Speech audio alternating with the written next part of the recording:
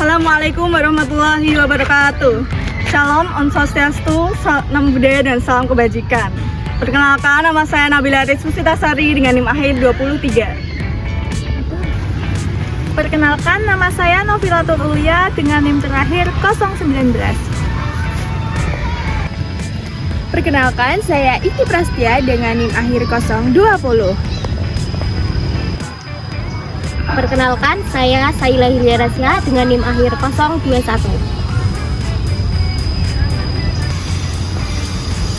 Perkenalkan, nama saya Sevilla Azara dengan NIM terakhir 22. Yuk ikuti perjalanan kami ke Hortimat Agro Center. Let's go! Let's go!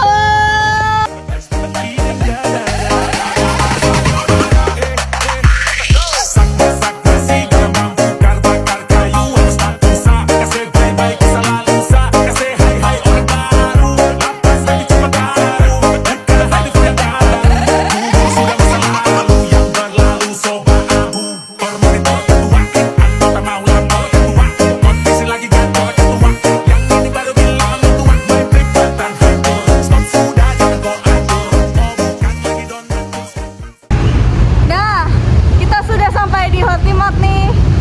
Yuk ikuti kami untuk mengetahui juga sambil belajar tentang apa aja yang ada di Hortimat ini. Yuk. Tanaman hortikultura adalah suatu metode pertanian modern yang bertujuan untuk memenuhi kebutuhan pangan serta obat-obatan melalui budidaya tanaman kebun. Jenis tanaman hortikultura antara lain yaitu tanaman sayur, tanaman buah, tanaman hias, dan tanaman obat-obatan. Kali ini kita mengambil lokasi di Hortimat Agro Center. Berikut ini adalah cuplikan video tentang tanaman-tanaman yang ada di Hortimat Agro Center. Yang pertama ada sawo, kelengkeng, mangga, nangka, jambu, jeruk, nanas, dan alpukat. Nah, di video kali ini kita akan mengajak kalian untuk berkeliling apa saja sih yang ada di dalam Hortimat Agro Center. Yuk ikuti perjalanan kami. Yang pertama ada kebun sirkaya, dan yang kedua ada kebun nangka. Selanjutnya ada waduk sebagai penampung air hujan. Selanjutnya ada kebun jeruk. Dan yang terakhir ini adalah kebun jagung, yang di dalamnya terdapat berbagai jenis jagung yang telah ditanam oleh Hortimat Agro Center. Selanjutnya kita akan melanjutkan perjalanan menuju ke kebun yang lain. Wah, bisa kalian lihat sendiri alpukatnya banyak sekali ya. Selanjutnya ada kebun kelengkeng, di mana di dalamnya terdapat banyak sekali jenis pohon kelengkeng.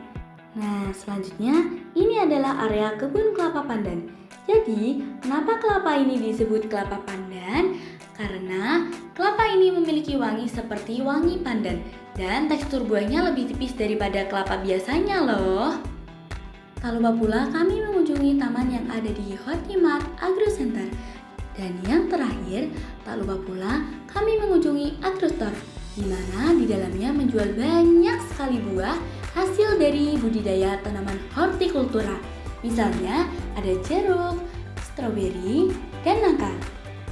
Nah, di video selanjutnya kita akan mengajak kalian mengenal lebih jauh tentang tanaman hortikultura. Selamat menyaksikan. Yuk sekarang ikuti ibu menuju ke kebun mangga. Ayo.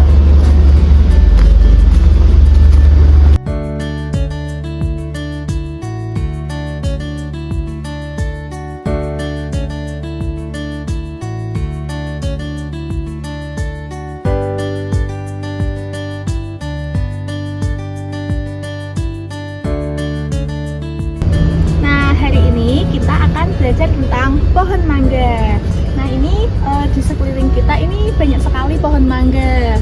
Nah, anak-anak, kalian tahu nggak kenapa di Indonesia itu banyak sekali tanaman pohon mangga ini? Saya tahu, Bu. Karena pohon mangga mudah tumbuh di daerah tropis seperti Indonesia, dan juga buahnya banyak digemari oleh masyarakat. Betul sekali, Saila. Nah, memang tanaman mangga ini itu adalah tanaman tropis. Di sini itu banyak sekali beraneka macam jenis pohon mangga. Nah, siapa yang tahu jenis pohon mangga yang ada di Indonesia? Saya tahu, Bu. Jadi ada banyak mangga. Contohnya itu ada mangga harum manis, ada mangga golek, ada mangga Thailand, dan ada mangga apel. Nah, betul sekali XT. Jadi ada banyak jenis pohon mangga yang ada di Indonesia. Nah, sekarang kita belajar bagaimana budidaya tanaman pohon mangga ini. Nah, siapa yang tahu bagaimana cara budidaya tanaman mangga ini? Saya tahu, Bu. Jadi ada dua cara, yaitu generatif dan vegetatif. Kalau generatif itu menggunakan biji, sedangkan kalau vegetatif itu menggunakan teknik seperti cangkok, terus okulasi, dan menggunakan teknik sambung pucuk. Bagus sekali, Nak Isti. Jadi pohon mangga ini sering dibudidayakan oleh petani itu dengan cara cangkok dan okulasi. Nah, sekarang anak-anak di sini siapa yang tahu pengertian apa itu cangkok dan apa itu okulasi? Saya tahu, Bu. Jadi cangkok itu cara memperbanyak tanaman dengan mengupas bagian kulit batang lalu menimbunnya dengan tanah. Sangat betul, Nak Saila. Nah, sekarang siapa yang tahu okulasi itu apa? Saya tahu, Bu. Jadi kalau okulasi adalah menempelkan tunas dari tanaman unggulan ke batang bawah dari tanaman lain, Bu. Nah, sekarang siapa yang tahu manfaat dari buah mangga ini? Saya, Bu.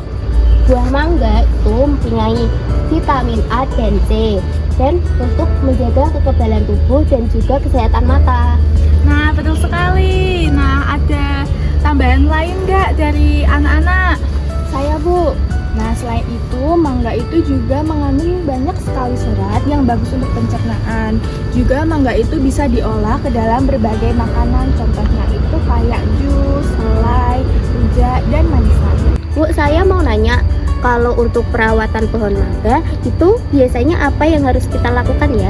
Pertanyaan yang bagus, Nak Saila. Jadi, pohon mangga ini itu membutuhkan cahaya matahari yang cukup serta penyiraman yang teratur pada masa pertumbuhannya. Dan juga tanaman mangga ini itu membutuhkan pupuk kandang. Nah, begitu. Nah, untuk pembelajaran tentang pohon mangga ini itu udah cukup ya, anak-anak. Nah, untuk pertemuan selanjutnya nanti anak-anak bisa belajar dengan Ibu Nabila.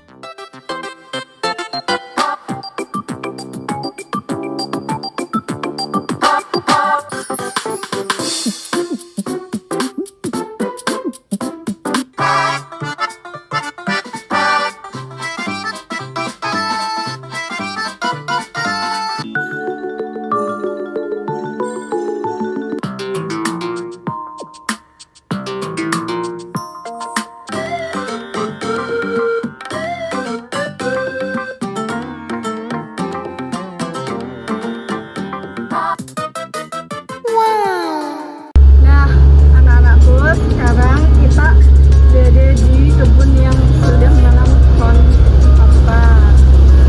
Ini kalau dilihat ya, tanaman alpukat ini ditanam agak berjauhan kan, anak-anak. Coba apakah ada yang bisa menebak kenapa pohon alpukat ini ditanam agak berjauhan seperti ini? Saya tahu, Bu. Karena supaya pohon alpukat tidak berebut sinar matahari. Betul atau tidak, Bu? Betul sekali, Nak Vila. Poin plus buat kamu. Jadi coba Ibu tambahkan ya, pohon alpukat ini ditanam agak berjauhan. Itu supaya pohon alpukatnya menyerap sinar matahari secara penuh, dan sinar matahari tersebut ada pengaruhnya dalam proses fotosintesis oleh pohon alpukat ini secara optimal.